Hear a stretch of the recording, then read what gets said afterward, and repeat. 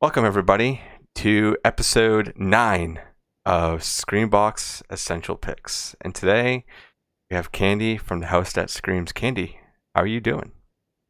I'm good. How about you? I'm great. I'm tired. Yesterday, I did like one thing out of the 5 things I needed to do, and I knocked out from about 6 p.m. until when I had to wake up for work at 5. So I'm well rested. Sometimes you need those kind of nights. Yeah, exactly. I've been running on both ends of the candle over here, for doing things for the show and all the things I have to watch, and doing these new things for Screenbox that I'm loving. I'm loving Screenbox so much. I think what they're doing over there is fantastic. I'm And having a lot of fun with it. I got it on your recommendation last year, and I was like, I'm digging this. I love Shudder. I mean, I'm not gonna lie about that. I yeah, love my job, and having Screenbox as well has been pretty fun because the assortment, yeah, the amount of things stuff they're that pumping out, like from when I signed on and when you signed on, they were only putting out maybe 5 titles at a time, and right. now it's like 30 movies and like TV shows and like lost films. It's like, what the hell is going on? Yeah, I saw that they Um, just recently got brain damage on there, and I'm like, yep, ooh, and yep, we've yep. already talked about brain damage before, so. Yeah, and I love Shutter. I love Shutter. But Screenbox, man, they're just, I don't know, they're kind of burying them over there, in my opinion, with the amount of stuff that they're I'm taking. gonna have to disagree on that one just because of I have to have if I had to pick one, it'd be Shutter just because mainly the whole reason I got Shutter was for Joe Bob. Yeah, yeah, I Um can agree on that for sure. and the Creepshow series I really enjoy. Yeah, me too. And funny enough, we're going to be talking about the Creepshow movie on the one that you wanted to pick. And Yeah. the one that I picked today too is Kolobos, which is I think a really fantastic film, very under the radar, I think. So Candy, if you want right off the bat right now, before we jump into everything, if you want to let everybody know about your show and what you guys are doing and whatnot, so whatever you want to talk about, you got the floor. Okay, thank you. I hostess the House That Screams horror podcast. We're 3 years plus running. Yep. Getting ready to do some exciting things. We've been a little slow on releasing our audio because we're starting to, after all these years, we've been recording video all 3 years, and we're starting to release the videos. So we're trying to get all of that sorted out, but we've been recording like crazy, like we always do. Yep. Yep. Um, so I appreciate everyone's patience at this time, but we have really cool shit coming. Yeah, and I have to agree. I love your show, and like I said before, having you guys on was the whole reason why I pretty much started my own show. So having you on Thanks so almost, much. constantly, or more like, I think this might be holy shit. We interviewed you, and I think I've had you on one or two other times, right? So you've been on like maybe 3 times so far, 3 or 4 times, yeah. 3 or 4 times. So I mean, it's always great to have you on here and talk to you because I love your takes on films and your I don't picks necessarily and like my everything. take on your film, but we're gonna try it. Yeah, so it's super fun to have you on. I love your show. I love listening to what you guys have to do over there because you do run a really really big show. So I know what it's like. Trust me. Exhausting. uh, Exhausting. yeah, but But today worth we're it. going to be giving some more support to Screenbox and talking about 2 films. So at this point, Candy, if you want to go ahead and talk about Creepshow and explain to everybody why it's essential to you and why everybody needs to go watch it. Creepshow is one of those movies that is just lightning in a bottle. I call it the unholy trinity of horror because we've got, this is 1982, 1983 time. We've got Tom Savini on effects. This is when he was the Sultan of Splatter before he became the Maestro of Makeup as he is Yeah. now. Yeah, he literally switched titles, but he was the Sultan of Splatter. So we got him on effects. We've got George fucking Romero directing. We've got Stephen fucking King writing. I mean, and acting as Jordy Verrill in the second segment. I mean, to me, that's just like it's just like all the gods came together, the horror gods, and just gave us this gift of Creepshow. And what's really cool, because I was trying to, I watched Colobus for the first time yesterday, and I was trying to draw these comparisons, and I'll just bring one up. I think that they're both homages. Now, Okay. Creepshow is an homage between. King and Romero and Savini, they grew up on the EC comics. I'm a huge EC comics fan. I have a huge collection in my living room. Like nobody's allowed to touch but me, but I read them a lot, but I'm like carefully. I collect anything EC comics related. So I see the homage to it, but then they kind of twist it and make it their own. Hmm. There's the takes, the art involved, the writing, the acting, everything's on point. It's a little over the top. And that's how it's supposed to be. There's such great framing of shots, and then it kind of like fades into like a comic panel. It's Yep. just, it's, when you talk about Fluffy in the crate, which is probably the most famous segment at this point, but I mean, that the creature effects on that, just everything about the crate is fan fucking tastic. Like it's just there's nothing wrong with it. There's nothing wrong with anything in this movie. Now, when you start getting into the lesser creep shows, yeah, we don't talk Yeah. about Creep Show 3 ever, but Creep Show 2, I still am a big fan of. I die on that hill, but it's still not as good as this one. We have that wraparound. We've got Tom Atkins as the dad. Yeah, I We've mean, got come Joe on. Hill, who is Stephen King's son, and now a famous novelist like his dad. He looks just like his dad too. Oh yeah.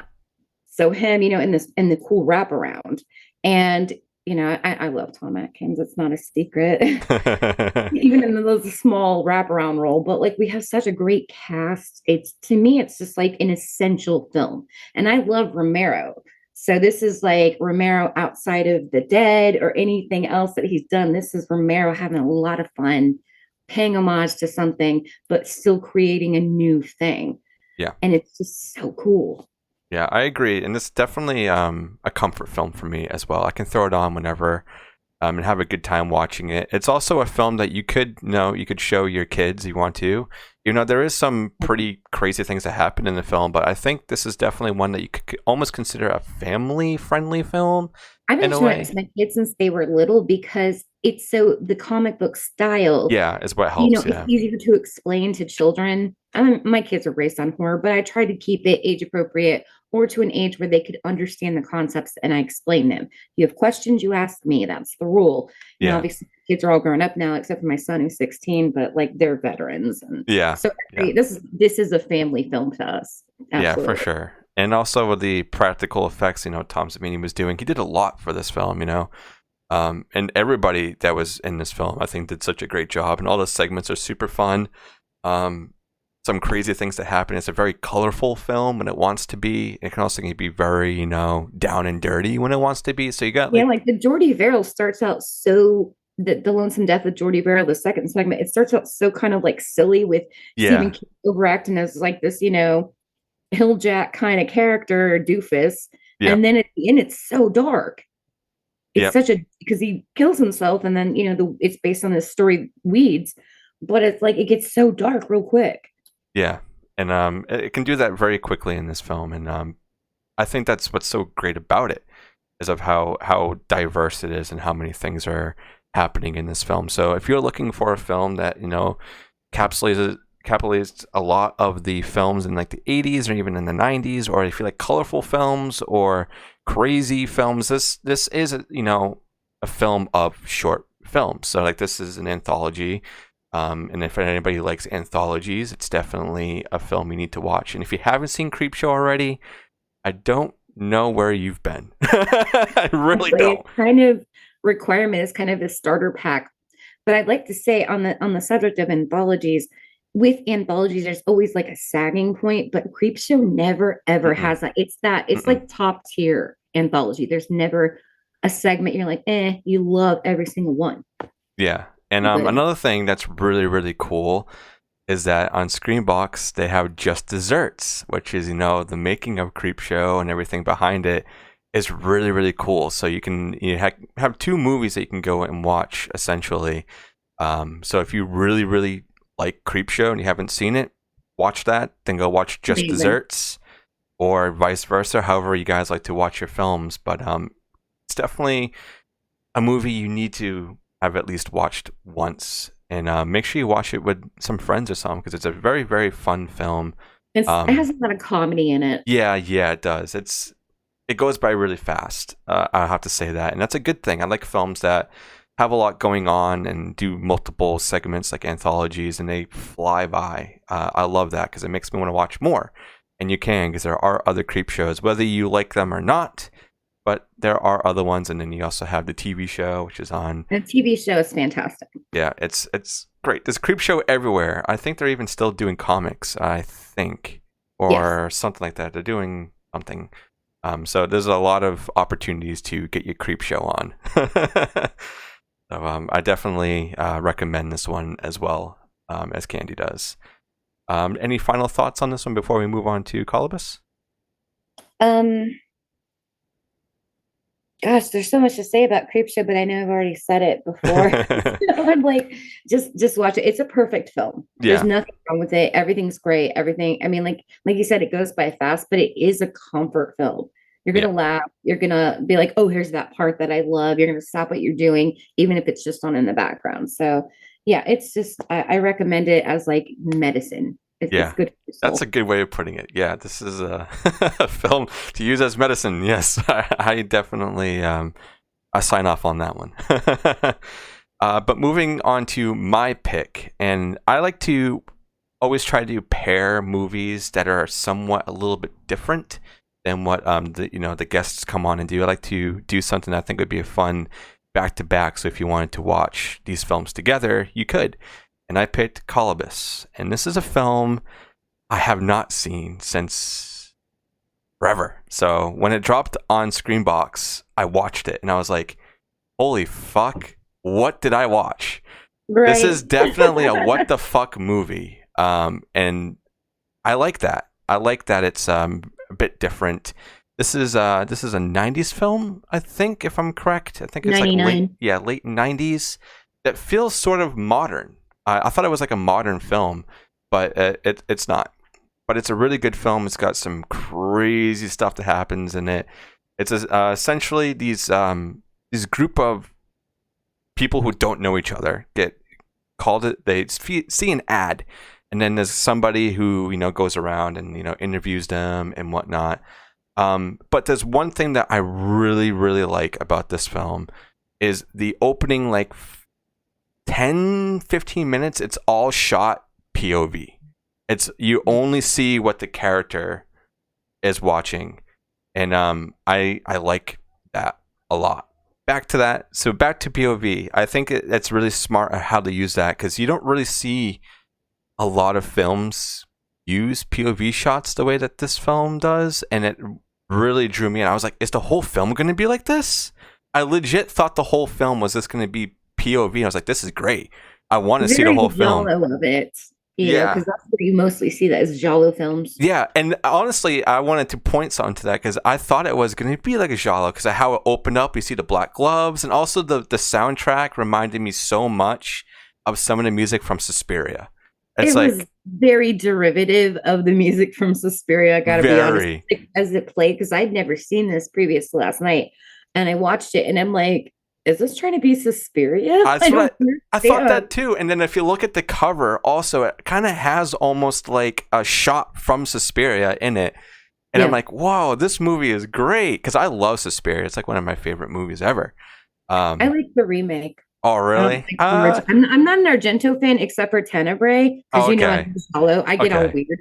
Like I get all Italian horror. Like I love Fulci and stuff like that. So yeah, but when I heard the soundtrack for this, I was like, okay, I'm gonna like this a lot.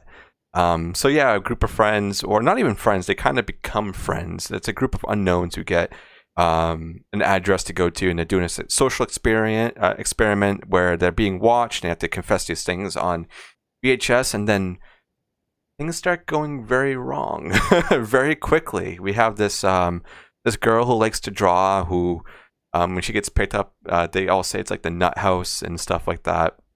There's also some words in here that are definitely not acceptable nowadays. So absolutely, just keep your mind open for that. But this is this is from the 90s, so I mean, I guess we kind of have to give it a pass on that because of the time it was. But still, the film is great. It's got a lot of really cool effects in it, and as far as I can tell, all of it was practical. Especially in the 90s, I don't think CGI would have been that great to do some of these Well, effects. all you have to do is look at Wishmaster and see that CGI in the 90s was shit. Yeah, exactly. So yeah, this Sorry, film, Wishmaster. this film was great. So I wanted to know your thoughts on this. What did you think seeing it for your first time? Well, I think conceptually it could have been stronger. I think Once you get to the ending, I can understand that for sure. Yeah. I mean, I think the most original concepts in this are not the strongest points, and that's unfortunate. I feel like, there's homage and then there's the derivative. Hmm. And where I talked about, I was talking about homages with Creepshow, it's an homage, but it's its own thing. This doesn't feel like there's no homage. This is derivative. Like it feels a little bit like Cube. Okay, I can see that. Came out a couple of years before that, which I love Cube. It feels a little bit like, there's a tribute, I guess you could say, to Fulci with the eye gouging. There's a tribute to Argento, and Fulci also with some of the practical effects with like the intestines and stuff. It looks exactly like what Fulci uses, but like we get because Fulci is famous for his eye gougings. Yeah.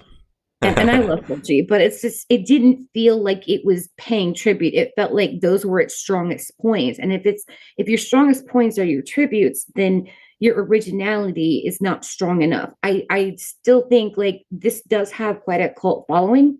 Yeah. So I'd heard the film before I'd seen it, but I don't think it's my cult because I just don't think the original story is strong enough. But I say judge for yourself. Yeah, for sure. It's definitely a film you need to watch at least once, just like how Creepshow is. I enjoyed the film. I think once you get towards like the last like 15 minutes, it kind of starts to not really fall apart, but you're even a little more confused. At least I was like, so what was happening? It was this person the whole time, or are they getting the idea to do this now? It's like I was kind of scratching my head a little bit of like what was going on, but pretty much the whole like middle of this movie I enjoyed so much of seeing people, get knocked off and like guessing like what the fuck is going on. The gore is pretty intense for a low budget film. Yeah. I love low budget films because they have to get creative. I mean, like the most recent one I can recommend on that is obviously Terrifier 2, low budget, but the gore is fantastic. Yeah. The gore in this is pretty good. Yeah. And that if you're into like, just watching for the kills, this is worth it. Yeah, it is. It's got a body count for sure. Yeah, definitely. I like the gore. Those last 15 minutes kind of dragged. And the twist to me was very predictable, but I see how it might not be to others. It just depends on how well versed you are in your horror and certain genres. And this is really, trying to be less of a slasher, more of a giallo, which for sure slashers came from. So I mean, I like that aspect of it. I just I felt like it was predictable in like the last 15 minutes. Like we didn't really need that. Like it didn't need to be 15 minutes. Yeah, I agree on that. But there's a lot in here that I think you'd be like, holy shit, what? Because I was definitely like, what the fuck is going on throughout this whole film? I was like, what is happening? What is happening? Tell me what's going on. And I think for me, because I've seen Cube so many times, I started to kind of figure out a lot of, okay, I think I know where this is going. But it did surprise me. Yeah. And also, speaking of Cube, Screambox also has the Japanese remake of Cube on there. Hell yes, they do. And that's exciting because I need to see that shit. Yes, I love Cube. I've seen Cube so many times.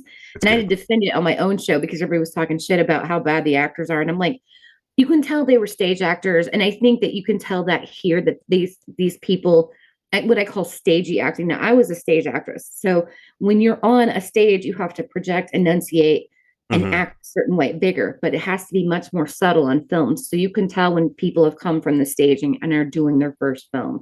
And that's what it does have in common with Cube, is that kind of acting. Yeah, for sure. A little stagey. Yeah. But not the worst thing I've ever seen. Absolutely not.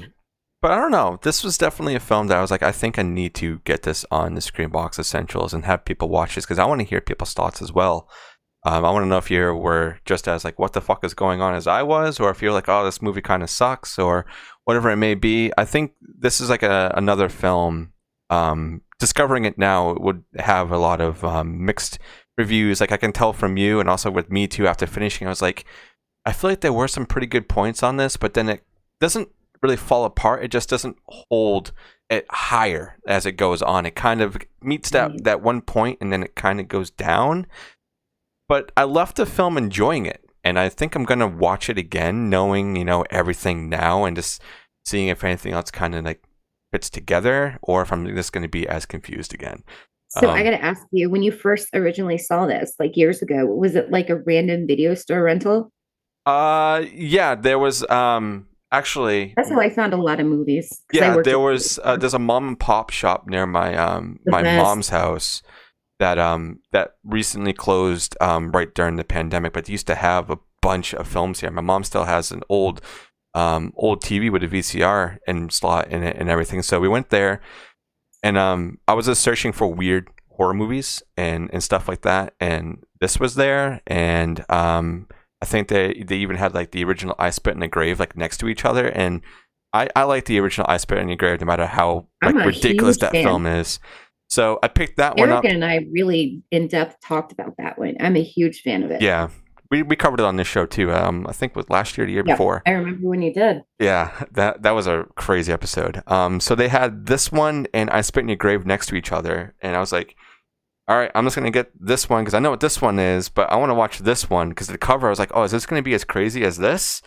And it's crazy, but in a different sense.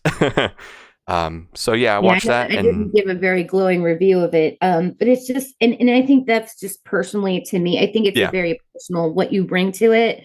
Mm-hmm. And I'm just such a giallo fan that I see where it was trying to be one, but then it wasn't giallo enough for me. Yeah, it was like its own giallo genre. It's like they were trying to create something new there. Yeah, I felt like, they're like, oh yeah, hey, this is for the giallo fans, or hey, we're gonna do our own giallo fan and our own giallo fan film sort of thing, but also we're gonna throw in this and that. It just felt like I really wish the original part of it, which I can't really disclose right now because we're not doing spoilers, but the original part of the film was stronger. Yeah, and I think I would probably like this a little bit better. Yeah, but I can agree on that. I like to add new additions to my film repertoire. Let's get someone to remake this movie. Let's get it remade. I think that would be really, really cool. I say stronger on the giallo and stronger on the original story. Yeah, for sure. Go harder. But I think that's pretty much it for these two films. I always like to kind of give you guys an order that I think would be great. So I would say start with Kolobos. That way you can get like the what the fuck going on, and then end it with Creepshow. So that way you have a really strong ending and you feel fulfilled. That's my opinion. And then you can go watch all the other Creepshow stuff after. So start with. Just don't watch Creepshow 3, please, for the love of God. You'll thank me. All right, we'll do that, Candy. We'll do that for sure. But Candy, thank you so much for being on here and doing one of these episodes for me. There's going to be plenty more, so whenever you want to come back on, just let me know. This will be coming out, I think tomorrow, so it'll be Tuesday, because I'm trying to get a lot of things out this week. So we're recording this on a Monday, and it will be out tomorrow on a Tuesday. So this was super fun, very wacky, and thank you so much to Screambox for all the things that you've been doing for the show and giving us gifts and stuff, and letting us review movies like this. Yeah, a lot of really cool things. Everybody over there is so nice. So thank you guys so much for listening, and please go support their streaming service because they're the cheapest in the game and they have a lot to offer. And also go check out the House That Screams and everything that Candy does with her crew. So thank you guys so much for being here, and Candy, thank you for being here as well.